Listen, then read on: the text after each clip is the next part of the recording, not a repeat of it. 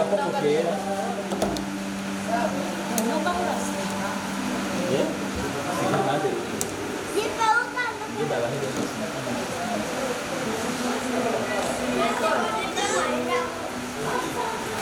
será do quê? Do que não tira? Ah, o engenho da pizza ali.